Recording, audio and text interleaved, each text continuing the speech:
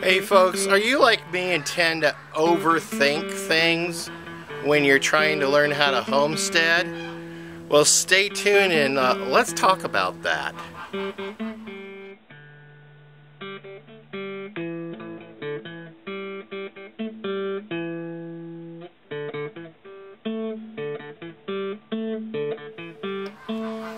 Hello, welcome back to Pine Meadows Hobby Farm. I'm your host, Jerry Hansen. Oh boy, is it frosty and cold out here on the homestead up here in the mountains, and dealing with the cold weather and livestock tends to be a little bit challenging. So we think. By nature, us humans tend to humanize everything, and we really shouldn't. So take the livestock, for instance. They're animals. God has provided them with clothing to endure some of the harshest climates that come our way temporarily. And yeah, we tend to humanize them and create all kinds of safe structures for them to keep them safe from the cold. But are we really overthinking it?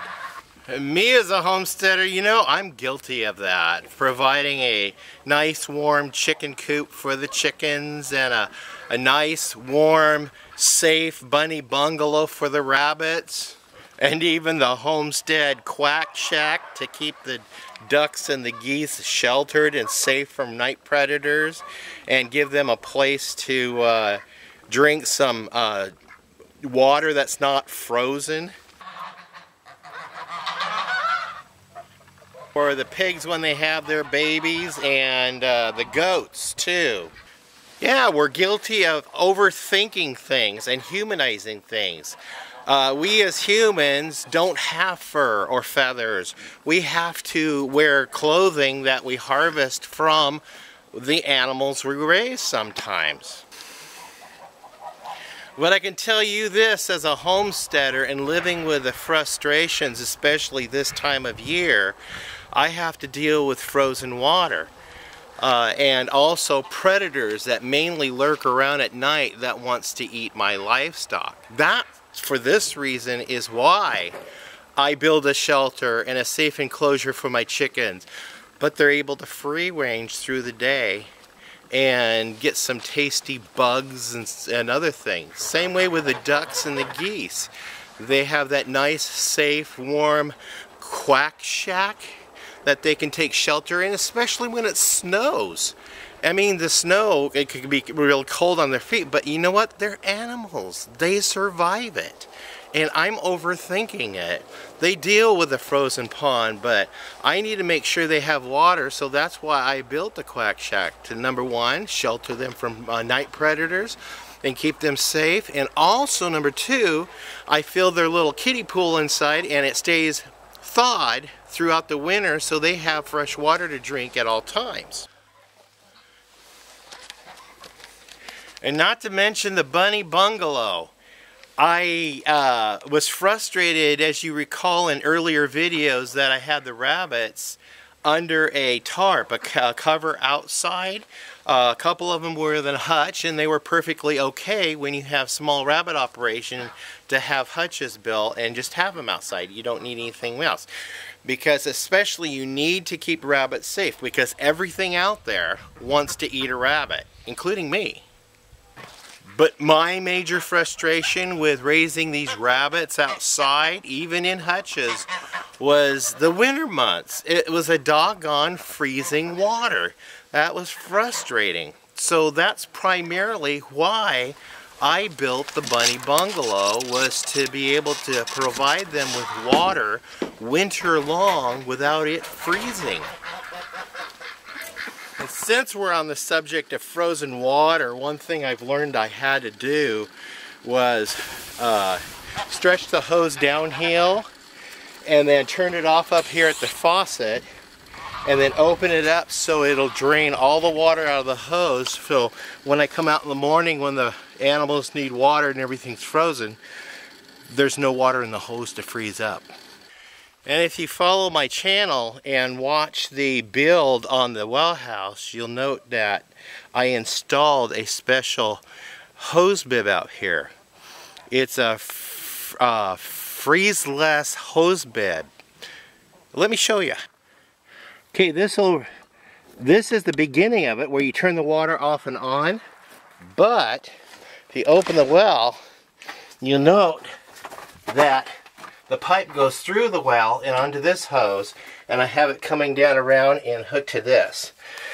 And this is just a washer hose, and I have a spare right here in case this one breaks. I do have to get one of those ones that are wrapped in a wire and more durable for out here, but I haven't put that in my budget yet, and I really should do that soon. But anyway, going back to this faucet, when you turn that outside valve, it has a rod that goes all the way back here, and then the washer and the shutoff is actually right here, well inside of a heated area to where it doesn't freeze, so there's no water in here exposed to the outside that would freeze. And then there's the barn, building the barn for sheltering the animals, primarily for keeping them in a draft-free space and a place for them to go and have babies in the winter months when they're accidentally getting pregnant at the inappropriate time. And speaking of the barn, today those babies are 13 days old. And check this one out. He's getting a little adventurous, wandering outside of the pen, which is okay with me. I mean, the animals are going to be animals and do what they do.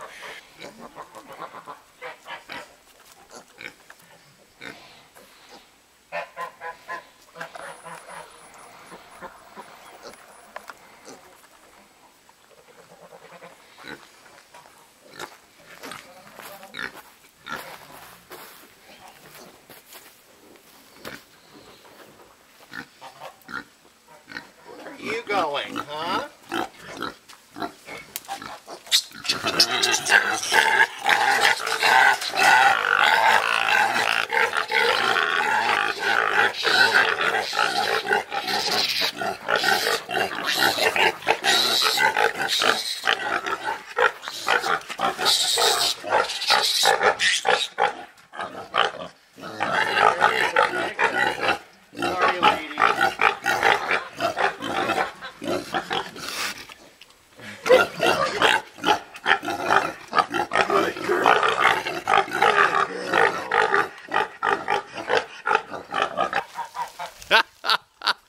Those mamas really put up a fuss when I touched that baby, and it put up a fuss also.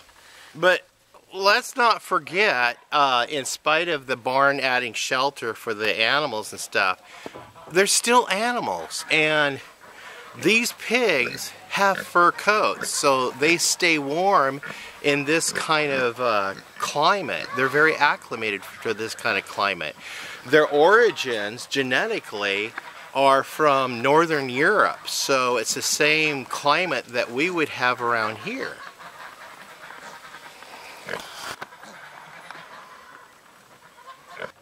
So earlier last year, I was really guilty of overthinking the livestock and the pigs, and thinking, oh, the baby pigs need heat, so I put a heat lamp up in the barn, and oh, the barn burnt down, and barbecued some piglets and its mama, and that was devastating. Well, that got me to thinking and doing some research and studying on this particular breed of hog, and my guilt of really overthinking their basic needs. So that's why for our climate here in the Cascade Ranges of southern Oregon in the Pacific Northwest, this hog is a pretty good, handy hog to have on the homestead, because they'll go out and forage for themselves, and they'll keep the land cleared up for me, so it mitigates a lot of the fire damage, as you can see right here. They've done a wonderful job, and the goats will follow in and do their thing. And then this, in about a month, I'll start spreading grass seed and start planting a polycrop of grasses so they can go out and forage for whatever they want. And without me overthinking things and interfering with them, I decided no heat lamp. I just made sure their bedding was clean and dry, and they had fresh grass hay to re-bed with daily.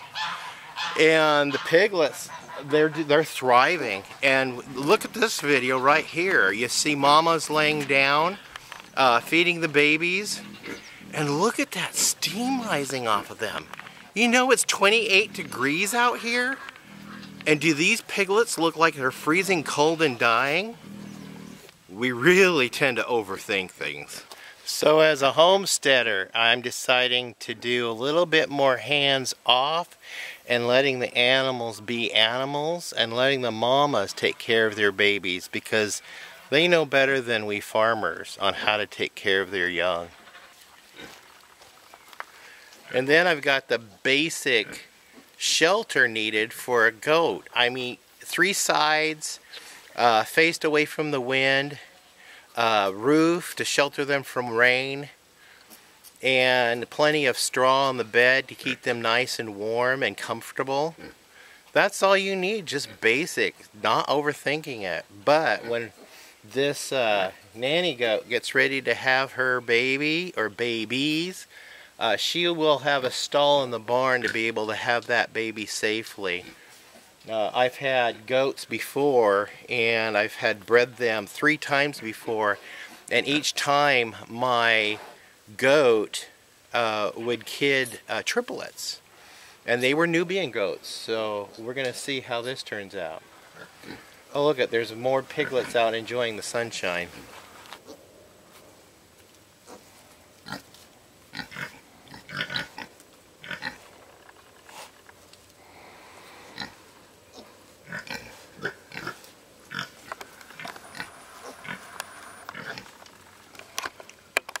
So as a homesteader, I'm learning a more hands-off approach and learning to be more successful at it, and lending a hand when I do need to lend a hand.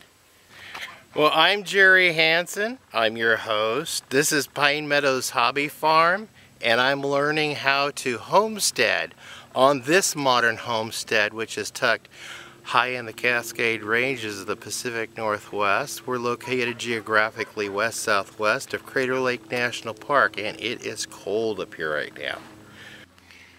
Please stay tuned for more videos. You could do that by subscribing and clicking that bell icon. That helps you be alerted to new videos as I upload them. And also, please leave your comments and tell me how I'm doing with my channel and my show, and let me know what you guys would like to see here on the homestead. I intend on being really transparent with my homesteading skills and lack of skills. Follow me on social media. I'm on Twitter, Facebook, Pinterest, Reddit, Google+, and Blogger. Soon to be on Snapchat and that other one, which I have been trying to sign on to, but they require you to have a cell phone so they can upload a code on the cell phone that is text, but it's impossible for us to receive text, let alone a cell phone service up here in this remote valley tucked high in the Cascade Ranges.